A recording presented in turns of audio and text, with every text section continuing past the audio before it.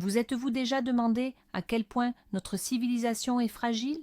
Un simple basculement d'interrupteur et tout ce à quoi nous sommes habitués s'évapore. Aujourd'hui, nous allons nous livrer à une expérience de pensée aussi terrifiante qu'essentielle. Et si Internet venait à disparaître à l'échelle mondiale, non pas pour une heure, ni pour une journée, mais pour un mois entier? Nous allons explorer 20 étapes choquantes qui montreront comment notre monde basculerait d'une légère perplexité à un chaos généralisé. Et croyez-moi, c'est bien plus effrayant que n'importe quel film catastrophe. Au fait, pensez-vous que vous y parviendriez? Dites-nous en commentaire quel jour sans connexion serait le dernier pour vous. À présent, plongeons dans l'obscurité. Mais avant de commencer ce compte à rebours, prenons une seconde pour saisir l'ampleur de la situation. Internet, ce n'est pas seulement les réseaux sociaux et les vidéos de chat, c'est le système nerveux invisible de notre planète. Des milliards de dollars transitent par lui chaque heure. Il contrôle les centrales électriques, l'approvisionnement en eau, les feux de circulation. Toutes les chaînes d'approvisionnement mondiales en dépendent, de l'usine qui fabrique votre téléphone au magasin où vous achetez votre pain. Le GPS, les communications, la médecine, l'administration publique, tout est lié à ce réseau global. Ainsi, quand nous disons « Internet s'est éteint », nous voulons dire que ce système nerveux a cessé de fonctionner, entièrement, partout dans le monde. Alors, l'horloge commence son compte à rebours. Jour 1. La première étape débute, la consternation générale. Au matin du premier jour, vous vous réveillez, attrapez votre téléphone, mais le Wi-Fi ne fonctionne pas. L'Internet mobile non plus. Vous croyez à un simple problème chez votre opérateur. Vous jetez un coup d'œil par la fenêtre et là, vos voisins regardent eux aussi leur smartphone, l'air perdu. Les téléphones ne sonnent pas. Les messageries instantanées restent muettes. La ville est plongée dans un silence étrange et inhabituel. Il n'y a plus le moindre bourdonnement de notifications. Les gens descendent dans la rue, tentent de comprendre ce qui se passe. Des foules s'amassent devant les agences des opérateurs de téléphonie mobile et des fournisseurs d'accès à Internet. Mais personne ne sait rien. Pour l'instant, pas de panique, juste de la confusion et de l'agacement. La plupart sont persuadés que tout sera rétabli d'ici quelques heures, mais ils ne savent pas encore que ce n'est que le début. Passons au deuxième jour, c'est la stupeur financière. Vous allez au supermarché, remplissez votre caddie de produits, mais à la caisse, votre carte bancaire est refusée. Le terminal de paiement n'arrive pas à se connecter à la banque. Vous tentez de retirer de l'argent à un distributeur automatique, mais il est lui aussi hors service. C'est alors que la réalité frappe. Tout l'argent sur les comptes bancaires n'est plus que des chiffres virtuels affichés sur des écrans inutiles. Le système financier mondial, bâti sur les transactions électroniques instantanées, est totalement paralysé. Les bourses restent fermées. Le commerce international s'arrête net. Les entreprises ne peuvent plus payer les salaires. Toute l'économie est à l'arrêt. Ceux qui avaient une réserve de liquidité à la maison deviennent soudainement les rois du monde. Pour tous les autres, l'ère du troc a commencé. Le troisième jour s'installe, et avec lui, un vide informationnel. La télévision et la radio fonctionnent encore, mais leurs capacités sont drastiquement limitées. Les journalistes ne peuvent plus obtenir d'informations des autres villes et pays. Les fils d'actualité sont désespérément vides. Les chaînes ne peuvent diffuser que des nouvelles locales, que les reporters ont glanées en se rendant sur place à pied. Dans ce vide, les rumeurs naissent, les unes plus terrifiantes que les autres. Certains parlent d'une éruption solaire, d'autres d'une cyberattaque, d'autres encore du début d'une guerre. La panique commence à se propager lentement mais sûrement dans les villes, se transmettant de bouche à oreille. Les gens se regroupent autour de vieux postes de radio, tentant de capter le moindre signal, le moindre fragment de vérité. Mais la vérité est introuvable, il n'y a que des suppositions et la peur. Dès le quatrième jour, c'est la paralysie complète des transports. Si vous trouviez les embouteillages pénibles, vous les regretteriez amèrement désormais. L'ensemble des systèmes logistiques modernes s'est effondré. Les contrôleurs aériens ne peuvent plus coordonner les vols ni recevoir les données météorologiques essentielles. Des milliers d'avions restent cloués au sol partout dans le monde. Le trafic ferroviaire s'interrompt également, la gestion des aiguillages et des signaux étant entièrement automatisée. Les ports sont sont paralysés, car sans système numérique, il est impossible de suivre et de décharger les conteneurs. Même les feux de circulation, dans les grandes agglomérations, cessent de fonctionner, plongeant les routes dans un chaos inimaginable. Les chaînes d'approvisionnement mondiales qui acheminaient des marchandises aux quatre coins du globe sont rompues. Le monde a cessé d'être global. Il s'est fragmenté en villes et villages isolés. 5e jour. La panique monte d'un cran. La réalité frappe de plein fouet. La situation va s'éterniser. Les gens prennent d'assaut les magasins pour rafler le moindre article encore disponible. Les produits de première nécessité, nourriture non périssable, eau, piles, bougies, médicaments, disparaissent des étagères en quelques heures seulement. Des bagarres, parfois violentes, éclatent pour le dernier paquet de pâtes. Les commerçants, eux, préfèrent soit baisser le rideau, soit renforcer leur sécurité. Les étagères, encore pleines à craquer la veille, sont maintenant désertes, comme si un ouragan y était passé. C'est à ce stade que la véritable nature humaine se révèle. Certains partagent le peu qu'ils ont avec leurs voisins, tandis que d'autres sont prêts aux pires extrémités pour une simple boîte de conserve. Le contrat social, ce lien qui nous unissait, commence à se déchirer.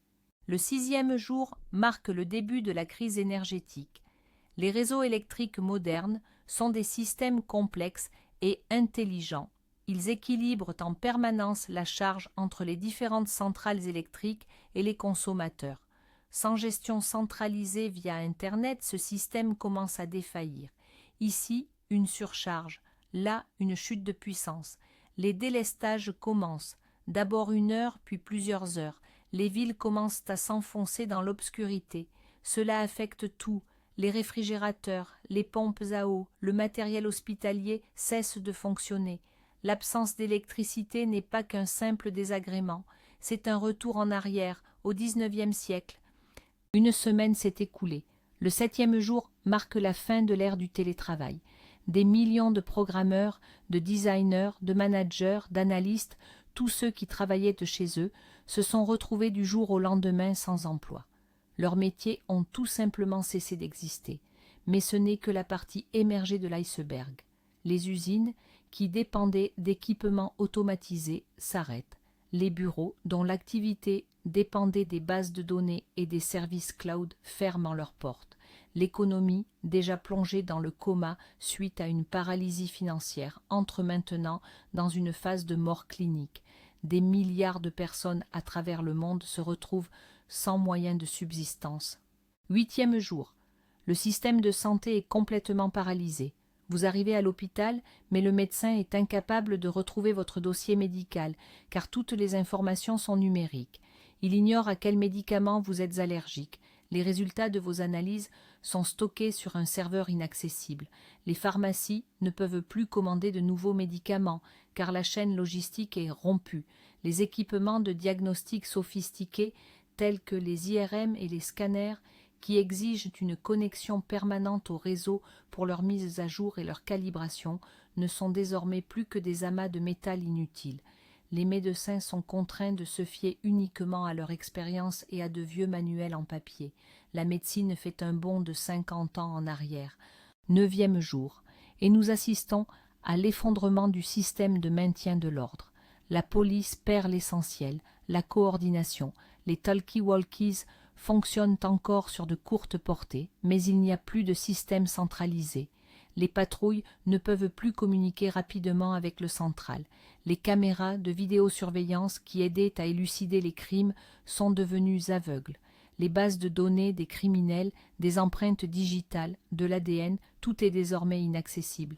Le temps de réponse aux appels s'allonge considérablement, voire tend vers l'infini. Le niveau de criminalité commence à grimper en flèche. Pillage, vol, violence, tout cela devient monnaie courante dans les quartiers où la police ne peut tout simplement plus se rendre. Le 10e jour, des tentatives désespérées de rétablir un monde de papier sont lancées. Les gouvernements et les administrations tentent de reprendre le contrôle en revenant à une gestion documentaire physique, mais c'est pratiquement impossible. Les archives, les registres immobiliers, les plans cadastraux, les données d'identité, presque tout a été numérisé. Désormais, pour prouver qu'on est propriétaire d'un logement, il faut retrouver un document papier que l'on n'a peut-être pas vu depuis 20 ans. Chaque démarche administrative se transforme en un enfer bureaucratique qui peut durer des mois. Le monde est submergé par le chaos des documents introuvables et d'une confusion généralisée. Cela fait presque 2 semaines. Le 12e jour marque une fracture sociale brutale. La société se scinde en 2 camps. D'un côté, les survivalistes et ceux qui avaient mis de côté des réserves de liquidités, de nourriture et de carburant. Ces derniers sont en position de force et dictent désormais leurs conditions. De l'autre, tous les autres, ceux qui vivaient au jour le jour et avaient placé toute leur confiance dans le monde numérique. Ils se retrouvent au bord de la survie. Un marché noir émerge, où une simple miche de pain peut s'échanger contre une bague en or, et un bidon d'essence contre toutes vos économies. Les anciens statuts sociaux n'ont plus aucune valeur. Seul compte désormais ce que l'on possède ici et maintenant. 14e jour. La vie s'organise désormais de manière très locale. Les transports étant paralysés et les déplacements devenus périlleux, les habitants se replient sur leur quartier ou leur petite ville. Le monde se réduit à quelques pâtés de maison. D'un côté, cela ravive les liens de voisinage. Les gens apprennent à connaître ceux qu'ils ignoraient auparavant, créent des patrouilles communes, partagent leur nourriture. Mais d'un autre côté, la méfiance et l'hostilité envers les étrangers s'accentuent. Tout inconnu est perçu comme une menace potentielle, un concurrent pour les maigres ressources. Les villes se fragmentent en une multitude de forteresses, petites, isolées et souvent en conflit les unes avec les autres. Dès le 16e jour, une menace invisible, mais ô combien mortelle, se profile. La crise de l'approvisionnement en eau et de l'assainissement. Nous avons pris l'habitude de voir l'eau potable couler simplement de nos robinets. Mais derrière cette évidence se cachent des systèmes complexes de stations de pompage et d'usines de traitement des eaux, pilotés par des ordinateurs. Sans un contrôle centralisé, ces systèmes commencent à défaillir. La pression dans les canalisations chute. Dans certaines zones, l'eau cesse tout simplement de couler. Les systèmes d'assainissement subissent également des pannes, ce qui menace de contaminer les sources d'eau et de provoquer des épidémies.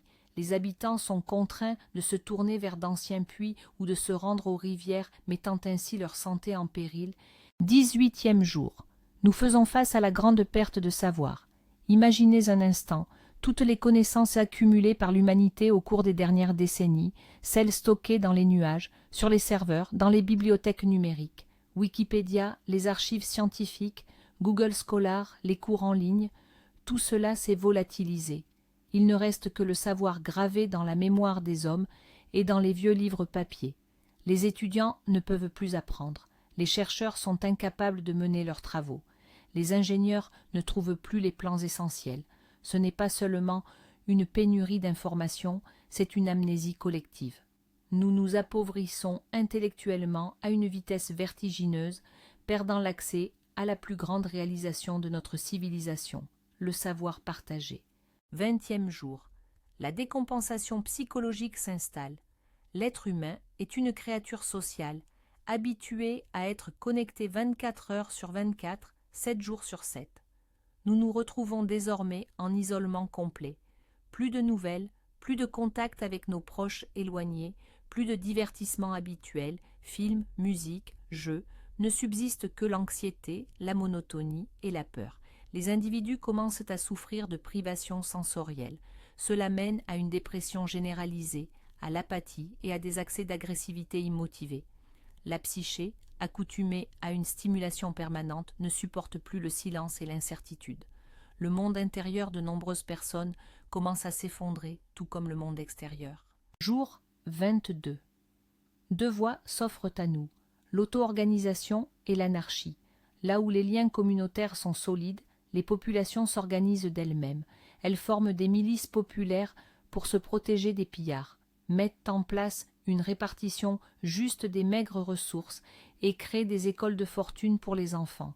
Mais ailleurs, surtout dans les grandes métropoles, ce sont des gangs qui comblent le vide de pouvoir. La loi du plus fort prévaut. Les plus faibles et les plus vulnérables en sont les victimes. Le monde est désormais un patchwork d'îlots d'ordre et d'immenses étendues livrées au chaos le plus complet. Dès le 24e jour, une menace épidémiologique majeure se dessine. Plusieurs facteurs se conjuguent pour créer la tempête parfaite, un terreau idéal pour les maladies, l'insalubrité due à des problèmes d'assainissement, une eau de mauvaise qualité, une pénurie de médicaments et l'absence de système d'alerte précoce pour les foyers épidémiques. Toute infection, qu'il s'agisse du choléra ou de la grippe, pourrait alors se propager à une vitesse fulgurante, sans que personne ne puisse l'arrêter. Nous nous retrouverions sans défense face à des menaces que nous pensions avoir reléguées aux oubliettes du Moyen-Âge. Une pandémie dans un monde sans Internet, c'est un scénario qu'il est terrifiant d'imaginer. 26e jour. L'oubli du monde global s'installe. Alors qu'avant nous savions en temps réel ce qui se passait à l'autre bout de la planète, nous ignorons désormais ce qui arrive dans la ville d'à côté. Les liens entre les nations sont entièrement rompus. Chaque État, chaque région se retrouve seul face à ces problèmes. Les notions de politique mondiale ou de relations internationales n'existent plus. Le monde redevient vaste et inconnaissable, comme à l'époque des grandes découvertes géographiques. Mais cette fois, au lieu de découvrir de nouvelles terres, nous perdons le contact avec les anciennes. Le mois tire à sa fin. 28e jour. L'aube d'une nouvelle normalité. L'humanité, étonnamment adaptable, commence à s'accoutumer à une existence sans Internet. De nouvelles professions émergent, ou plutôt de très anciennes, longtemps oubliées, sont ressuscitées. Des messagers parcourent les distances, acheminant les missives entre les villes. Des nouvellistes collectent les rumeurs et les événements pour les relater sur les places publiques. Des artisans spécialisés dans la réparation d'anciens appareils non numériques retrouvent leur utilité. Les gens réapprennent à vivre plus lentement. Ils accordent de nouveau de la valeur aux échanges directs, aux plaisirs simples. C'est un monde brutal, difficile, mais d'une certaine façon nouveau. L'humanité survit, certes, mais le prix à payer est immense. Nous voilà au 30e jour, le point de non-retour. Imaginons qu'en ce jour, Internet soit miraculeusement rétabli. Que se passerait-il? Pensez-vous que tout reviendrait à la normale? Absolument pas. En un mois, l'infrastructure bâtie sur des décennies a été anéantie. Le système financier est en ruine, la confiance en lui est brisée. Les chaînes d'approvisionnement sont rompues et leur rétablissement prendra des années. Des millions de personnes ont péri de faim, de maladie et de violence. Les États se sont affaiblis, voire désintégrés. Même si la technologie revenait, le monde d'avant reviendrait-il? Probablement pas. Ce mois laissera une cicatrice indélébile sur le corps de la civilisation, révélant que notre plus grande force était aussi notre plus grande vulnérabilité. Ainsi, en l'espace de 30 petits jours seulement, nous avons basculé d'un monde d'un confort incroyable aux portes même de la survie. Finances, logistique, médecine, l'architecture même de notre société, tout reposait, ou plutôt dépendait, de cette toile invisible que nous nommons Internet.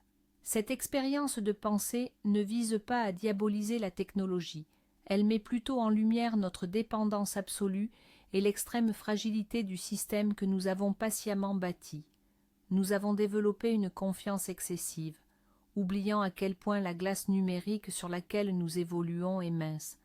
Merci d'avoir suivi ce voyage sombre, mais, je l'espère, ô combien instructif jusqu'à son terme. Si cette vidéo vous a interpellé et fait réfléchir, n'oubliez pas de laisser un pouce bleu et de vous abonner à la chaîne pour ne rater aucune de nos prochaines expériences. Et maintenant, la question qui se pose, quel élément du monde numérique se révélerait, selon vous, le plus indispensable durant les premiers jours de chaos? Oubliez les réseaux sociaux, je parle de quelque chose de véritablement essentiel. Laissez vos réflexions en commentaire, j'ai hâte de vous lire.